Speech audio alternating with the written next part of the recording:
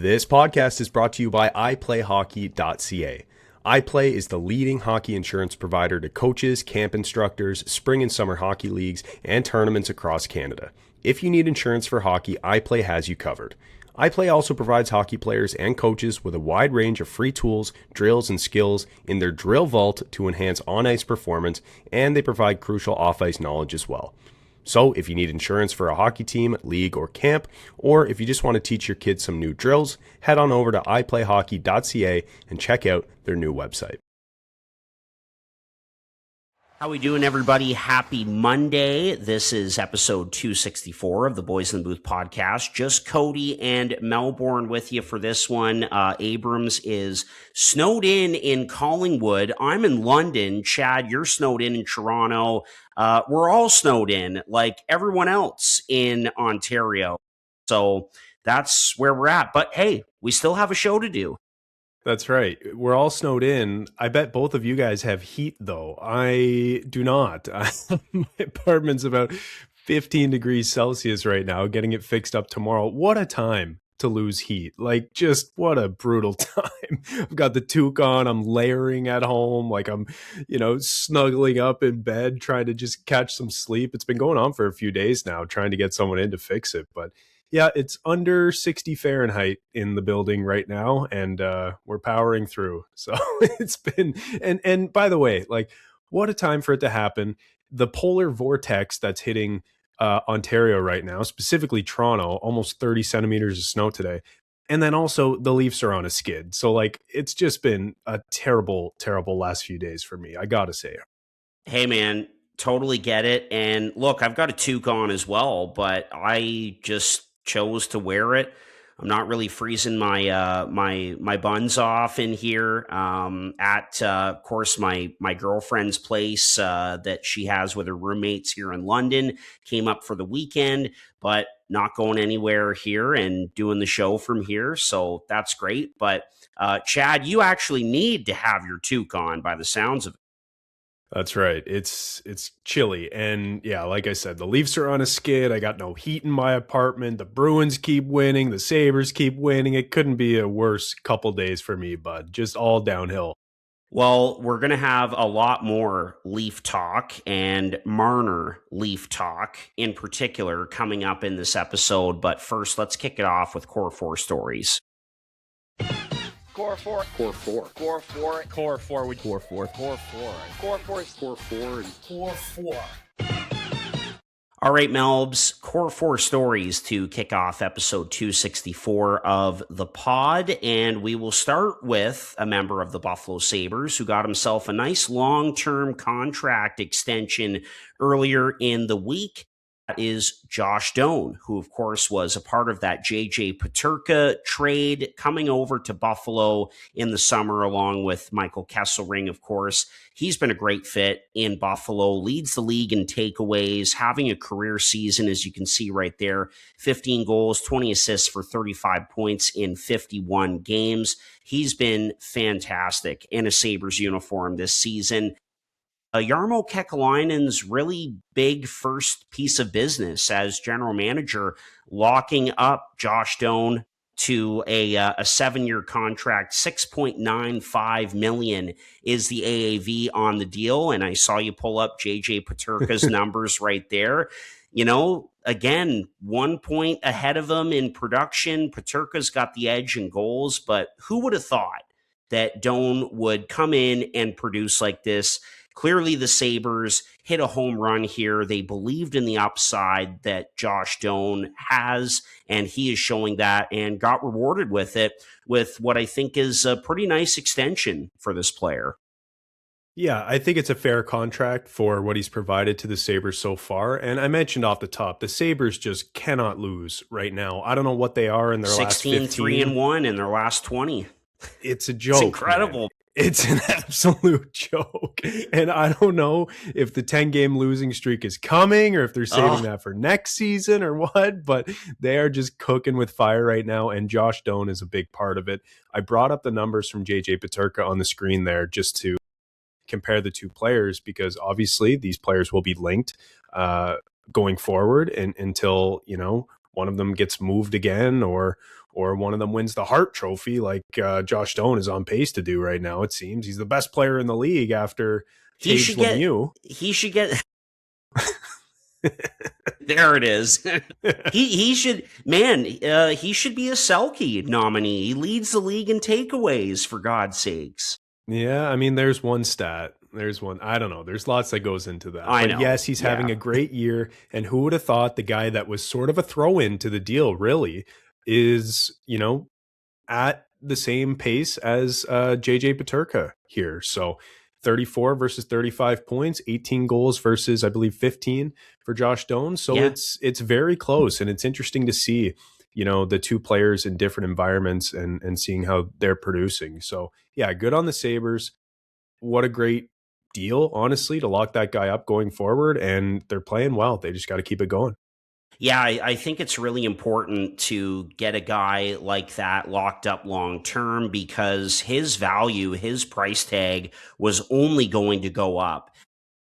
The comparable for Doan's next deal was sort of looking at Matt Coronato's extension in Calgary, which was 6.5 times 7 years. And he gets just a shade over that at 6.95 a year. So with the cap going up, the way he's played, just the character that he has and, the presence that he's added to the locker room, you factor all that in. I think it's a great deal for the Sabres, both for team and player. Yeah, I totally agree. They've got to keep building what they've Yeah. been doing this year, keep building on what they've been doing, and locking a guy like that up. That just sends a message to the room like, hey, if you play well, you get rewarded. And that's what happened for Josh Doan. And, obviously, what the other thing I like about it, Chad, but before we move on here, is that, we know Alex Tuch is the big one to get done here for the Sabres. But at the same time, I like how they jumped on this with Doan. Like, you can't wait around for Alex Tuch to decide what he wants to do or to come to a deal there. Get the business done that you can get done as soon as possible. And they did that here with Doan. Yeah, I like it a lot. Yeah, excellent.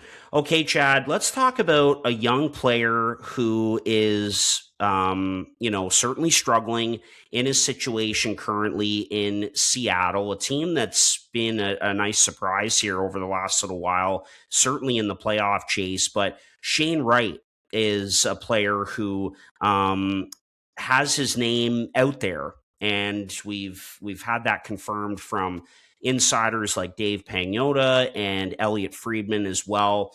And, after a nice little breakout season last year with 19 goals and 44 points, he's really come down this season production-wise. In 50 games, just the 7 goals and 11 assists for 18 points. Not playing a ton of minutes, like I think around 9 or 10 minutes a night the last few games under Lane Lambert in Seattle, playing on the fourth line. This is a guy who was selected, of course, 4th overall in that 2022 draft. And I think Seattle is just kind of trying to put his name out there to see what kind of value he has, because we know that Seattle, like they have been since their inception, they've been looking for a top-notch offensive producer. And so maybe adding in a guy like Shane Wright, who has that first-round pedigree, still a young player, could maybe help in a trade package to land, say, like a Jordan Kyrou or someone else. But what do you make of this situation with Shane Wright and the Kraken and his name kind of being out there right now? Yeah, well, it's interesting because it goes back to the draft in 2022, right? Shane Wright was projected to go 1st overall all year long. And then on draft day, it's Juraj Slafkovsky, it's Simon Nemec, it's Logan Cooley, Yeah. and then it's him at number 4. And he does the famous or the infamous now stare down of the Montreal management table, I guess you can say. Does the stare down, picked 4th overall, like, he's pissed, right? And actually, that was one of our best performing videos on YouTube, is why Shane Wright went 4th overall, talking to Alan Etmansky. And Yeah, so it's been a story ever since then. You thought that would be, kind of the fire under him to get him going, to get the production going for the Seattle team who really kind of needs him. Like I put the lines up on the screen there, and they're just up front. Like they've got a lot of guys, but no real high end talent. I mean, Matty Beniers is probably the guy that they want to lean on the most, but even he hasn't been, outstanding since being there. So, I mean, Jared McCann, of course, but his name's been out in rumors all the time. Depends what Seattle's going to do in terms of selling or buying. It's probably too early to determine that. But yeah, for Shane Wright, it's interesting because you go back to that 2022 draft, and he stares down Montreal. And for Montreal, there are two players who they picked in that draft who they would much rather have than Shane Wright. That's Slavkovsky and Lane Hudson. That's right. Went in the second round, Lane Hudson 62 overall, but still, like, Montreal made out sort of like gangbusters in that draft, and really Seattle kind of wished that, they got a player up to the caliber they thought Shane Wright was going to be. So yeah, it's tough. I don't know what his return would be. I mean, we saw a similar situation a couple years ago now with Capo Caco when he was moved. Alexis Lafreniere, first overall pick, his name is in trade conversations now about whether he's going to be moved or not. So yeah, it's tough. It's tough for young players who haven't really done it at the NHL level yet because they have so much hype. And Shane Wright is still a very young player who could definitely develop into a solid second line center and, be a 60, 70, even 80 point guy, like nothing is out of the question. But as of right now, I don't know what his value is. And I don't know if I'd be trading right now when his value is at his all time lowest. And like you mentioned, playing just under 12 minutes a night for Seattle over the last 10 games or so. So it's just, I don't know. It's a bit of a depressed asset right now, and I don't know if I would move him. I think if you're Seattle, you try to stick it out as long as possible. But with that being said, then look what happens to a guy like, Capo Caco, who I think of in a similar vein, who gets traded, not for very much. You wasted a second overall pick on him, right? That turned into nothing. So I don't really know. It's a difficult situation with Shane Wright, but I thought he'd be better at this point, to be honest. Yeah. With all of that being said, though, looking at this draft, I think the only player that went before him that you're saying, you definitely would have taken before him, well, I guess probably all three, if I'm being honest. But it's not like any of those guys have absolutely torn it up, right? Like Logan Cooley, as good as he's been, has not been healthy, right? That's one of his knocks. Like he's currently out right now. And he's an undersized forward. Juraj Slavkovsky did not break onto the scene and be a point per game player. He's had good stretches. He's had 15, 20 game stretches where he's a point per game player, but, he hasn't exactly been all that was advertised either. Simon Nemec has been playing good recently, but at the start of the year, he's playing in the American League still. So it's tough, right? Like these guys are young. They were just drafted 4 years ago now. We're in 2026. But yeah, it's tough to value a guy like Shane Wright when he's still so young. Who knows what he would do on a different team in a different situation. I don't know. A lot of ifs, ands, and buts there, but interesting that he's on the block for sure. BetterHelp is the paid partner of this video. The new year is a blank space for you to write a new story. BetterHelp makes it more convenient to get you started. BetterHelp is fully online, making therapy more comfortable and convenient. They carefully make sure therapists on the platform are well qualified and their customer support team is there to help you if you have any questions. With over 7,000 reviews and a 4.5 rating on Trustpilot, BetterHelp is a platform you can trust. Your next chapter starts today. Get 10% off your first month of BetterHelp online therapy at betterhelp.com/boysinthebooth in paid partnership with BetterHelp. Chad, talking about Shane Wright before we wrap up and move on to our third item here for Core 4 Stories, sort of in the same vein as the Cole Sillinger conversation that we were having on this pod recently, Shane Wright is on his third head coach in 3 years with Seattle. Yeah, there you go. And, he's been false started a few times. Okay, he's in Coachella Valley. He's back in the OHL, World Juniors, like all over the place, And last year he really settled in. Then there's a coaching change. There's a new system. Lane Lambert is a hard-nosed guy, as you know. He was an assistant in Toronto for a little bit.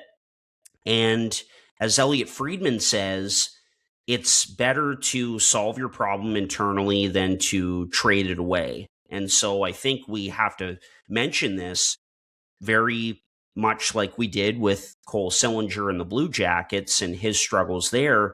Shane Wright is on his third coach in 3 Yeah. years. And I think Dave that Haxtell, Dan Balsma, and now Lane Lambert. Exactly. So, I tend to agree with you here, unless you're going to get a player kind of in a similar situation like an Alexis Lafreniere, go down the list of other guys, draft pedigree, still young, sort of struggling in their current situation. I think you try to ride this out and try to get him used to Lane Lambert's system and all of that and see if it can work out. Yeah, I agree. It's tough, right? When they're so young. It's tough. Absolutely. Okay, Chad, we've got a couple more items to go here. How about Evan Bouchard? What a weekend he had for the Edmonton Oilers. He joins Bobby Orr as the only defenseman in NHL history to have 6 points and 8 shots on goal in a single game. And of course, Edmonton with the big win on home ice, just tearing it up, defeating the Washington Capitals on Saturday night. And he's just over a point per game right now, 55 points in 53 games. He's already got 14 goals. And he's kind of, serving notice to Doug Armstrong and committee with Team Canada that maybe he should have been picked to be a part of that blue line, because he has been exceptional since that roster was announced. Yeah, I was gonna say, like, I was laughing here. Did you see what I Googled as you were typing there? Did Evan Bouchard make Team Canada at the Olympics? The answer is no. That's right. I just want to say, like, this guy has been electric in the regular season for years now, but has been even more electric come playoff time. I know he's a high risk guy, but this is the upside of Evan Bouchard, right? Like, this is what you get. You get clap bombs from the point over 100 miles an hour. You get hat tricks. You get over a point per game as a defenseman, snapping it to McDavid and company. Like, this is the upside of Evan Bouchard. This is why you take him on Team Canada. And I don't want to say I told you so, because at the end of the day, when we were talking about picking the Olympic team, I ultimately said that I didn't think Evan Bouchard deserved to be on the team, but I did say that he deserved to be in the conversation, right? Because no one was putting him in the conversation. And I said, guys, like, listen, he's a point per game. Like, he's incredible in the playoffs. Like, he has to be in the conversation even if you don't pick him. He didn't get a sniff, and he's been incredible this year. And I don't know, maybe it's time to circle back to that conversation like you were alluding to. If someone goes down on Team Canada's blue line, especially if it's an offensive player, right? Maybe it's Evan Bouchard you call up next rather than, Mackenzie Weegar or someone like that. Well, and, mentioned how good he's been and all the point totals he's been putting up since that Canada roster was announced. He leads all defensemen in points since that Team Canada roster was announced. And I believe second behind him is Darren Radish in Tampa, just having an incredible season there. But there you go. And it seems like with Bouchard, it reminds me a lot of like how we looked at Erik Karlsson over the years. Like, can absolutely be a defensive liability for sure. And it seems like, the last couple of years, the first 2 months of the season, we are just ripping on Bouchard. The Oilers get off to a rough start, but then he does this. He has this kind of output, and it seems like this is what he does every year. And no question about it, he is an elite defenseman in the National Hockey League, and he's really showing it yet again. And ever since that Team Canada roster was put out. Yeah. And I mean, like, look at these playoff numbers, right? His first year, 9 points in 16 games, first year in the playoffs, that is. After that, 17 points in 12 games, 32 points in 25 games, 23 points in 22 games. So, like, Incredible. this guy, like, say what you will about him, but he produces in the biggest moments, That's right. right? And I know the Oilers didn't get it done. They haven't got it done going back to back cup finals here, but this guy produces when it matters the most. So that's why I originally said he should be in the conversation for Team Canada. And we'll see if someone goes down. Maybe he gets the call. But By yeah, the he's way, just on a tear. oh, absolutely. And by the way, another little Edmonton connection. You know who has been the best goaltender numbers wise since the Team Canada Olympic roster was announced? Is it Stu Skinner? Oh, yeah, it sure is.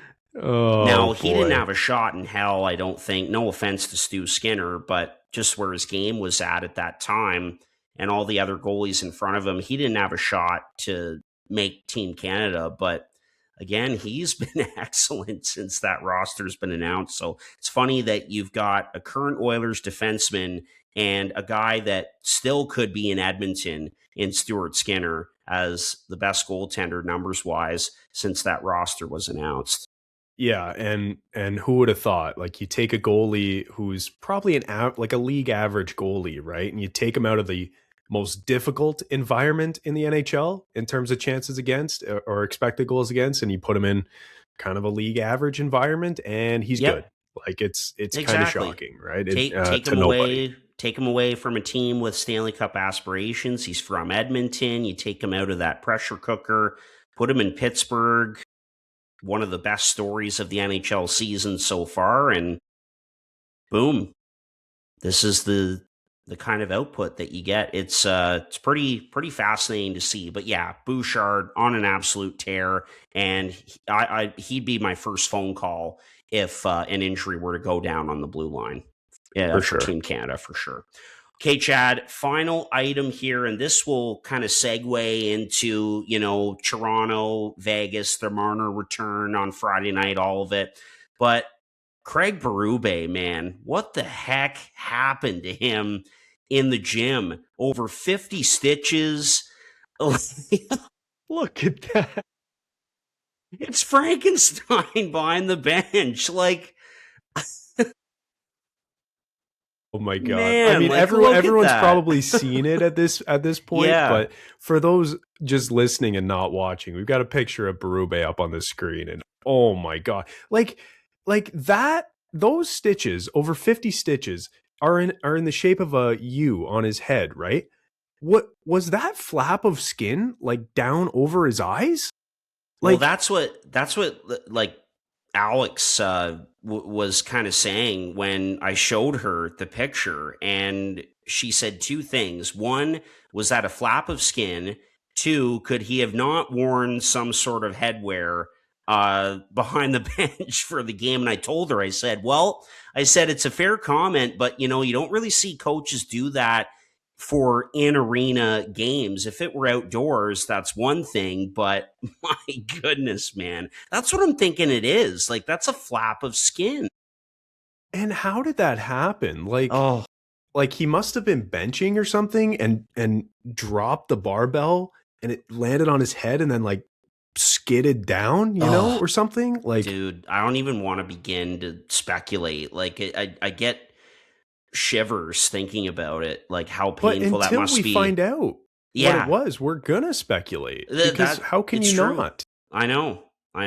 But I Like, mean, if anyone can handle it and kind of wear it off, it's Craig Berube. But boy, oh boy, that is a tough look, man. Like, he is one banged up individual, right?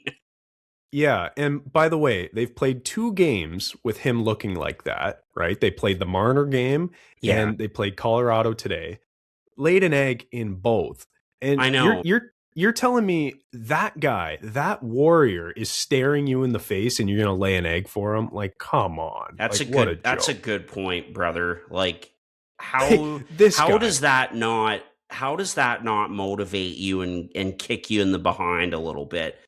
you Like, know, you've got Frankenstein's monster who's going to grab you by the throat if you can't get it, off the glass high and hard. You've got Iron Giant here behind the bench. Like, oh my God, this guy, like, incredible. Like, I can't, like, he I shouldn't, know. should he have even been coaching? Like, does he not have a huge concussion? Like, what the hell, man?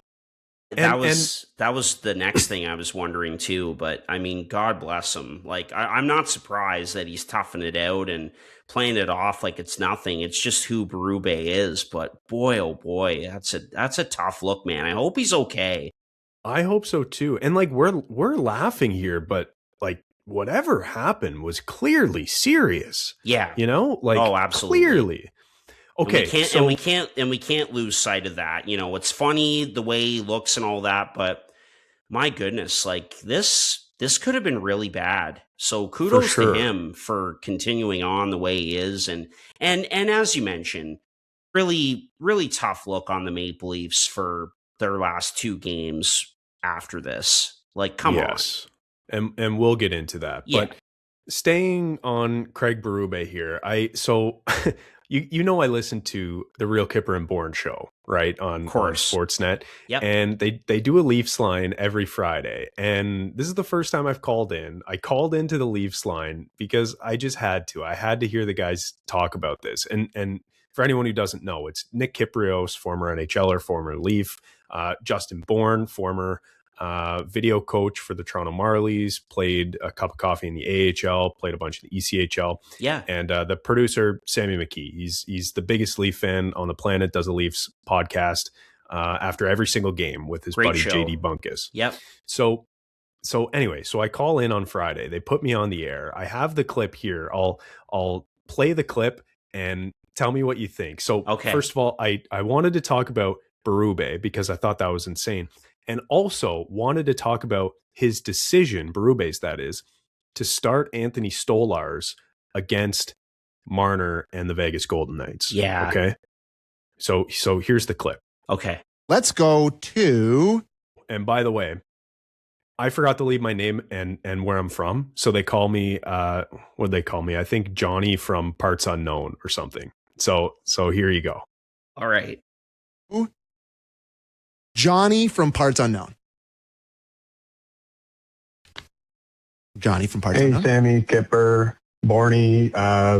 We need some more information on what the hell happened to Craig Berube, because that is not what happens in a normal gym accident. Like, was he doing 4 sets of 6 of slamming his head off the desk after that Red Wings game? Or, Sammy, I saw your tweet.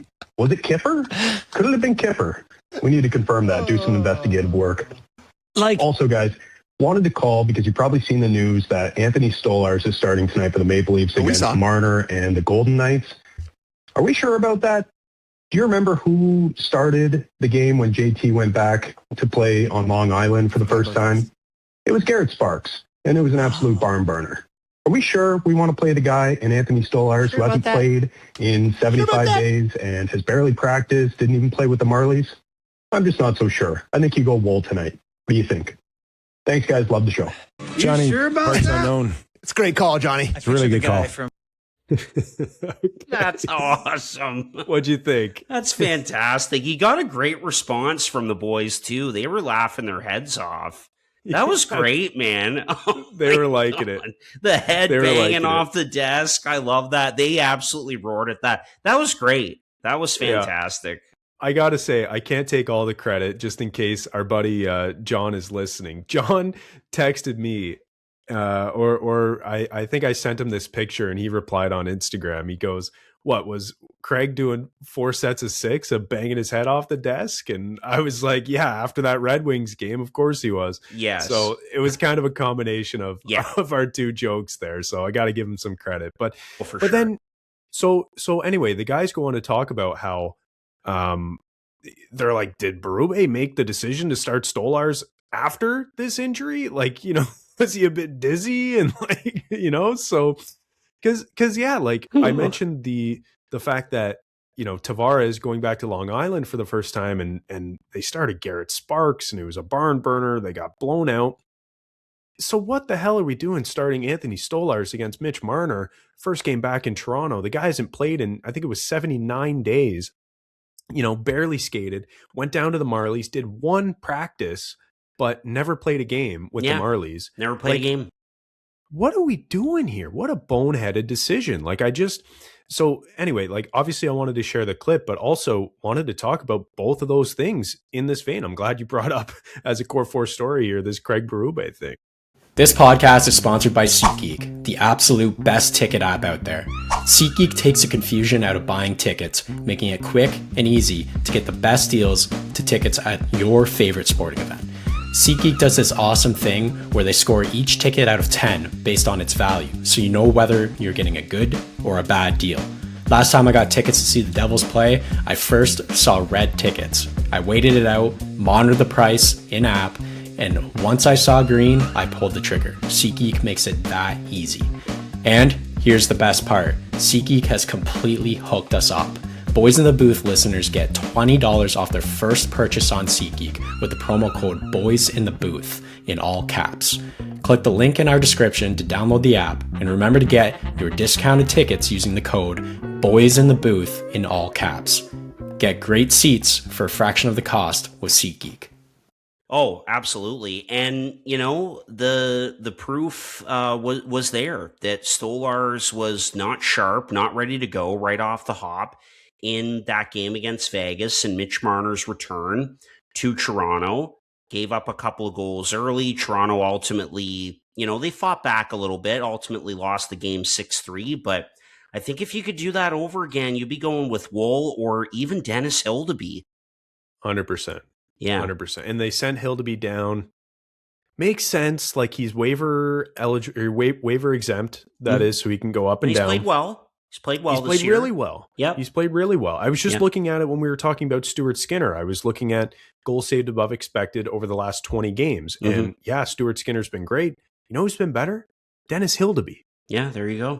So, I don't know. I would have went Woll. I said that in my call. I think you ride Woll until Stolarz is ready to go.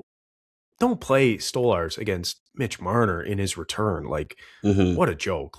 To me, that was a bonehead decision. You set the guys up for failure. And I don't know. A lot has not gone right for the Maple Leafs over the past week or so.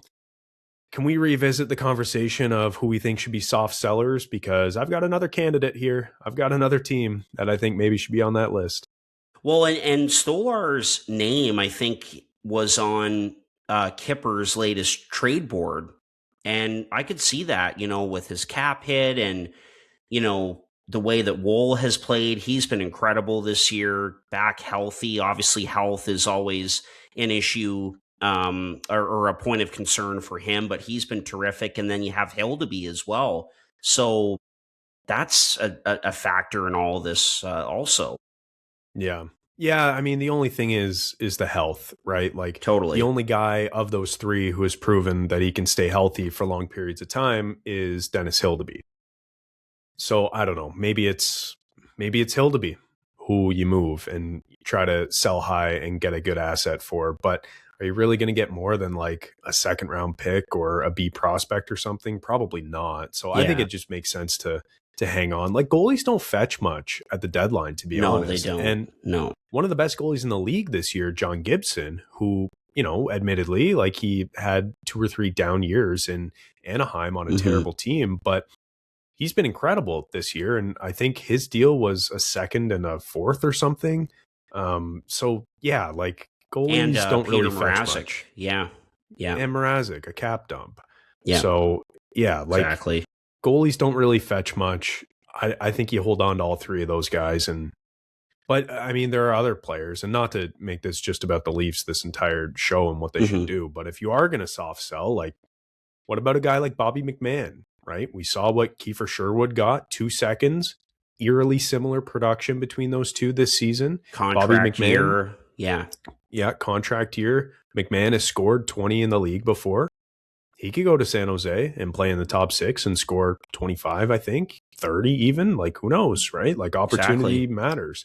So what can you get for him? What can you get for a guy like Scott Lawton if they don't want to pay him? Like, clearly Berube doesn't like him, even though the rest of Leafs Nation does, because he's only playing Lawton 8 to 12 minutes a night And every night. he's been great too. He's been like fantastic. To me, that's a guy that should have a bigger role in the lineup with the way he's played, and is really getting comfortable being in that locker room.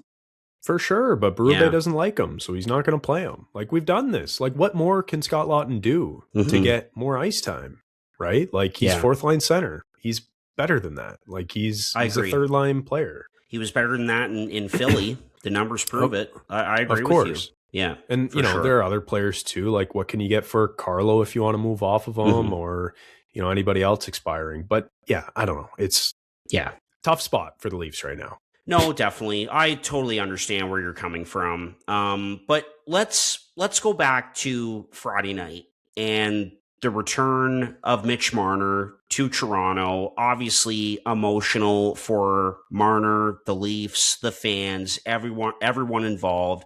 The boos were loud every time he touched the puck. That was expected.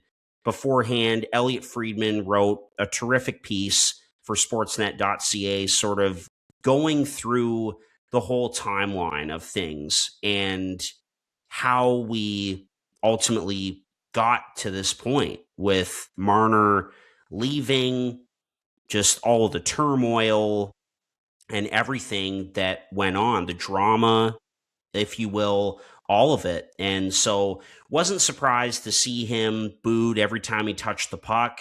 He did almost score. Thank you, Nick Waugh, for that incredible stop at the goal line. My goodness, imagine if Marner scored in that game. I thought it was perfect. Booed every time he touched the puck, and there were some really loud cheers for the video tribute. It's like, okay, we'll give you that moment, but we're going to be on you all night long when your stick is on the puck. And I think Leaf fans had that right. So just what did you make of the article, kind of breaking everything down? Again, really well done from Elliot Friedman, and Marner's return to Toronto. Obviously didn't go the Leafs' way, losing 6-3 in the hockey game. But now it's done. It's done. I think that's a really good thing. And now we get to reflect on it after the fact. Yeah, well, I mean, I'll start with the article because I shared it on the screen. Great article written by Elliot Friedman. There's another good one written by Jonas Siegel in The Athletic earlier, a couple weeks ago. And, just outlining what went wrong in Toronto for Mitch Marner and sort of how this all fell apart, right? Because the whole idea is that Marner's a Toronto kid.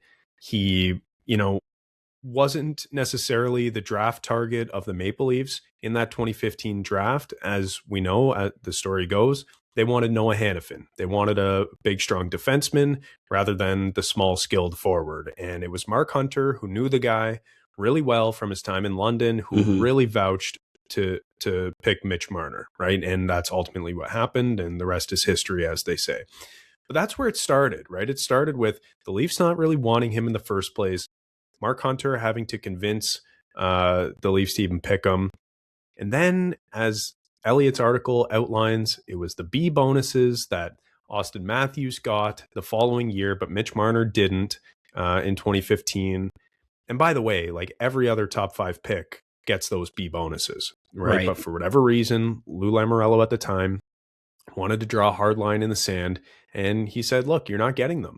I guess they did the same thing to Austin Matthews, if you remember, in 2016. I'm not sure how many do. I'm just a sicko who listens to Leaf podcasts all the time who have talked about this for, the 2 weeks leading up to this. Yeah. Austin Matthews, and that jogged my memory.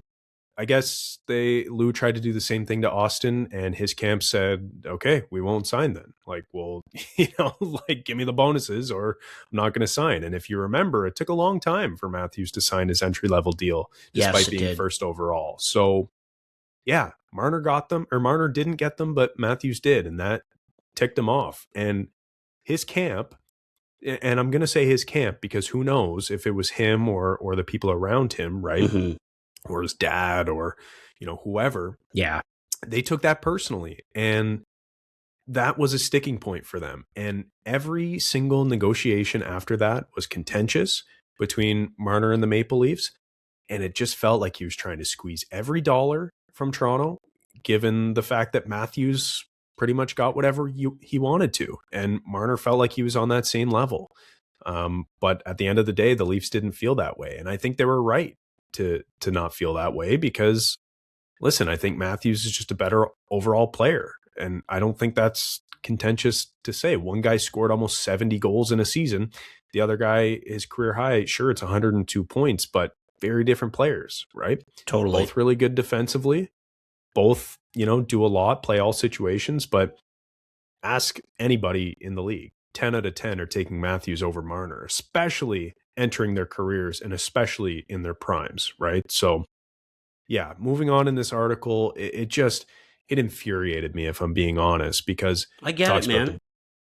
Talks about the B bonuses, talks about, the fact that Marner was just sort of like 1 foot out the door 2 years prior to actually leaving.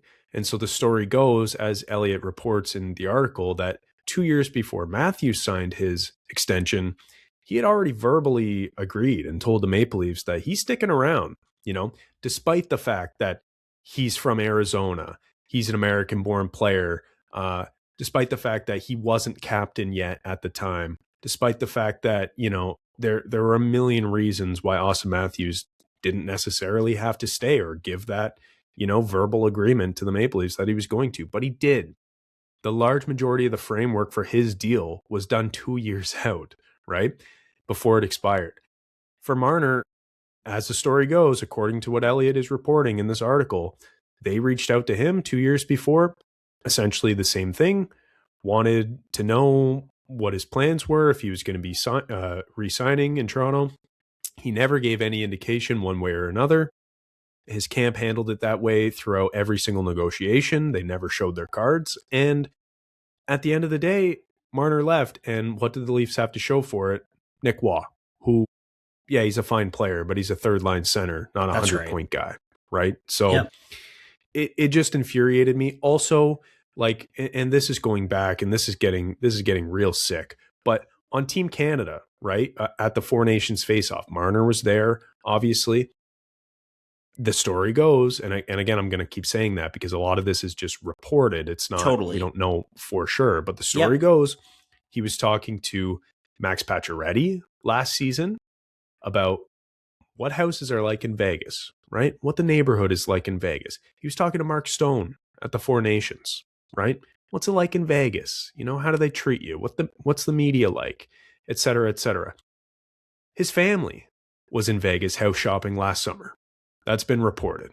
Right? As from Steve Simmons of the Toronto Star. Yeah. Correct. His parents moved with him to Las Vegas, right? And so all of this, plus the fact that on the way out of leaving Toronto, he did a sit down. I forget exactly who it was with, but did a sit down. Mark Masters, TSN? It might have been Mark Masters. I forget, but the whole premise of the sit down was really just Marner airing out his grievances with the fan base. And for him, it was so obvious every time he got in front of a camera that it felt like him versus the fan base. Him versus the fan base. Agreed. And I got to say, like, Austin Matthews isn't absolved of that because it feels like that with him sometimes too. The only guy who it doesn't really feel like that for is, Morgan Riley, really, who speaks open and honestly. And John Tavares is another guy who doesn't really give you much ever, but at least he shows up and does the media, right? And fans respect that. But for Mitch, it was always him against the media. Just drag the fans on the way out in that sit down with, if it was Mark Masters or someone else, saying that, like almost blaming the fans, saying that, they're part of the reason why the Leafs aren't good because players can't thrive in that environment. Like just awful, awful stuff. So yeah, my overall conclusion from that Marner game is they should have booed way more, even during the tribute. And by the way, I've got a Marner jersey in the closet behind me, right there.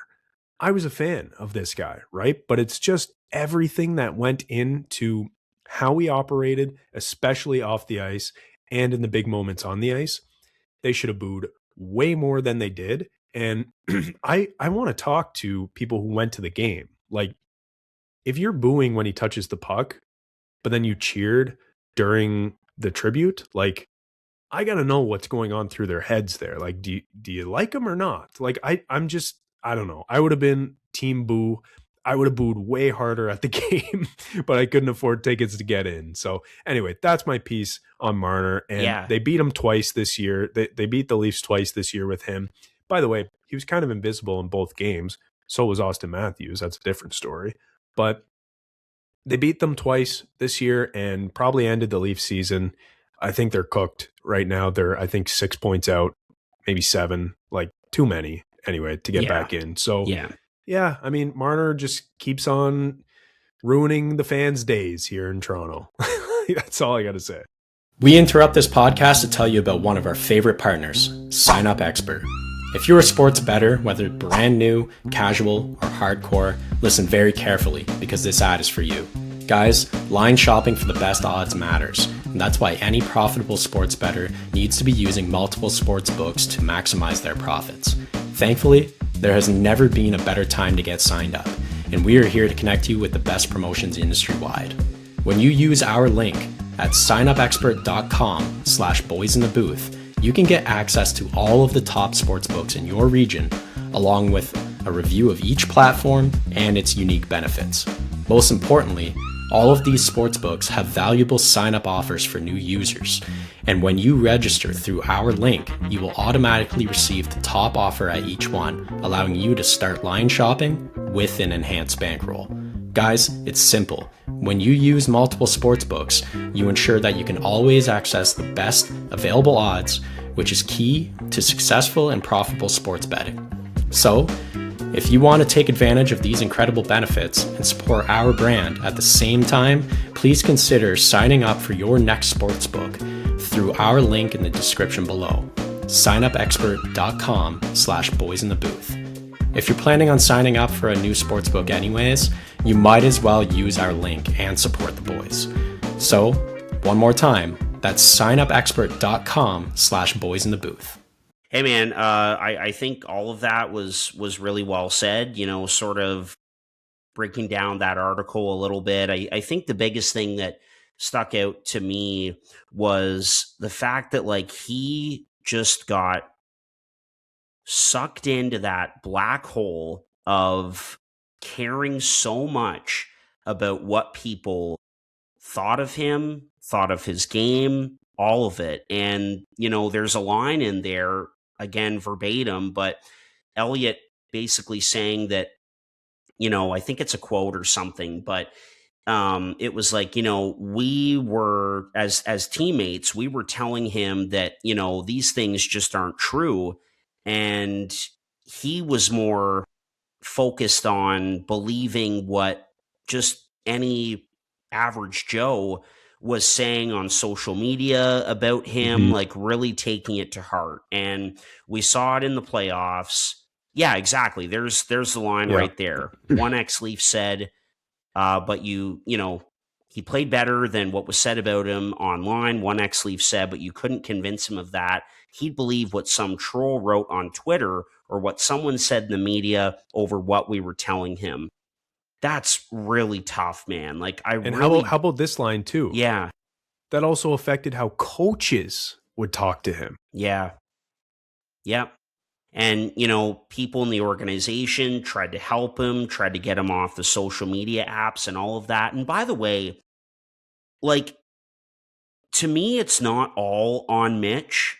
Like, I think a lot of this is, but I just don't know about the people around him. And Steve Dangle really talked about this too. Like, you know, that famous tweet from Paul Marner about how we took less the last time, we're not going to do it again, blah, blah, blah.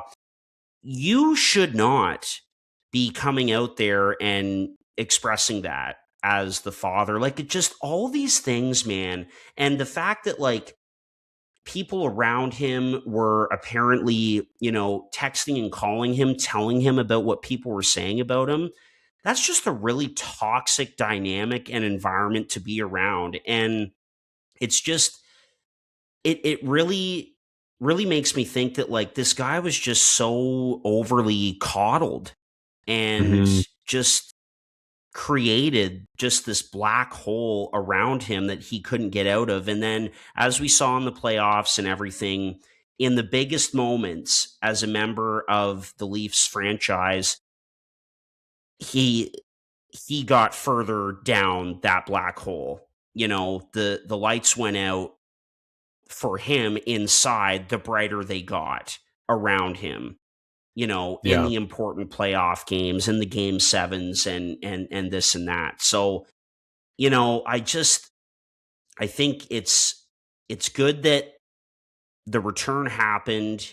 It's now over with.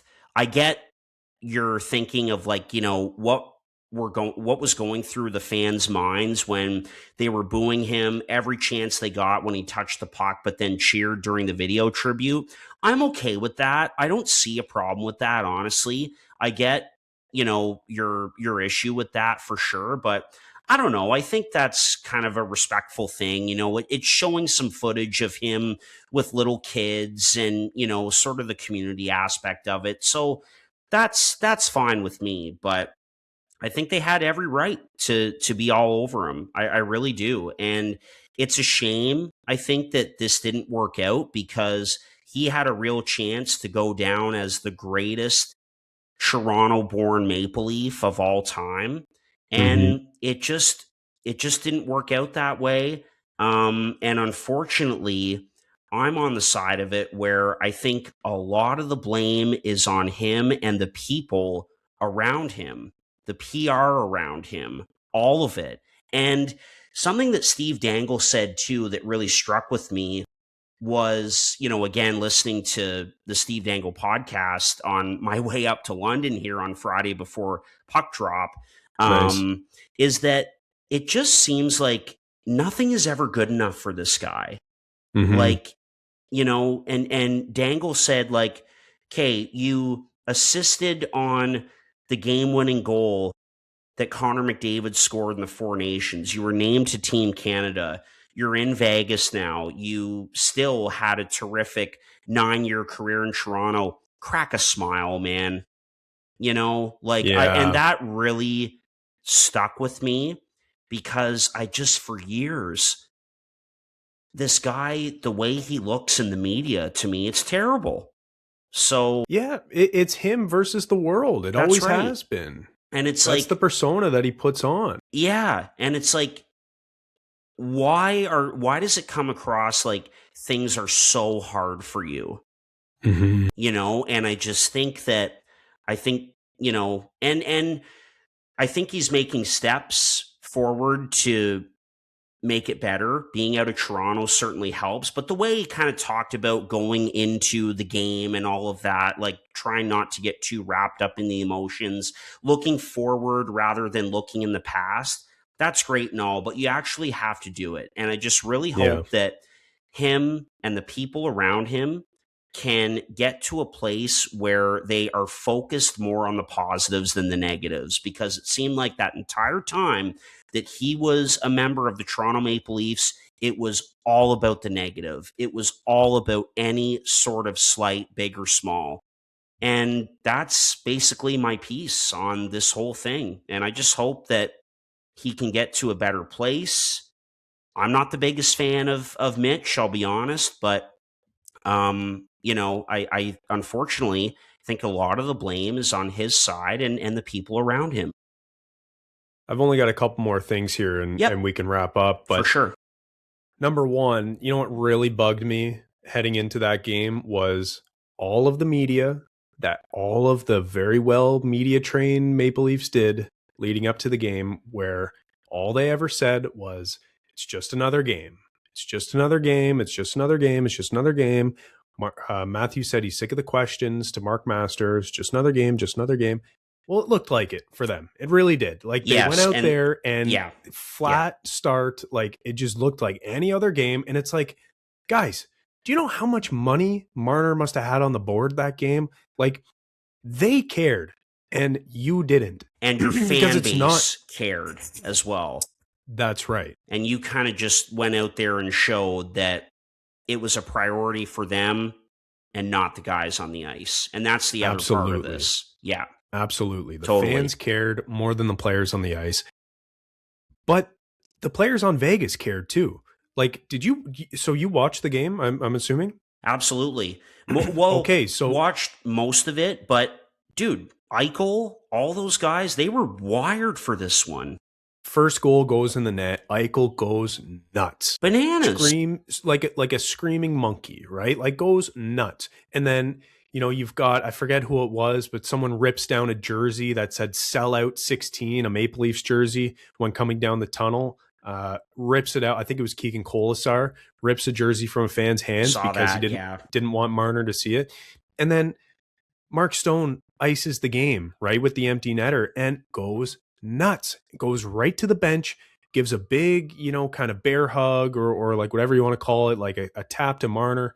And it's like they got up for the game because it meant something to Mitch. It wasn't just another game for him, like he said in the media. It clearly mattered, right? It clearly mattered to the fans too in Toronto, but it didn't matter to the guys in blue and white on the ice. And that's what really, really frustrated me. Like, oh, it's just another game, just another game. Well, boys, it looked like it. Yeah. 6-3 loss, really tough look. Like, ideally, I was okay with the fact that Vegas won in the game at home. It was in overtime. The Leafs put up a solid effort in that one. But then you get this in Toronto. Like, to me, it should have been wins for each home team in those games. Toronto just didn't get up for it. And that's a damn shame because, as we were all saying, every insider reporter was saying, this is a big one for the Leafs fan base. They care about this, and this is the effort that you put out. It was really too bad. And then you follow it up with, a loss to a very good Colorado team, but still. And, that Vegas game in Toronto in Marner's return, when it's all said and done and say the Leafs don't get into the playoffs this year, that might be a game that the group looks back on with some regret. For sure. And even the first game in Vegas, which, by the way, like NHL schedule makers, like, what are we doing?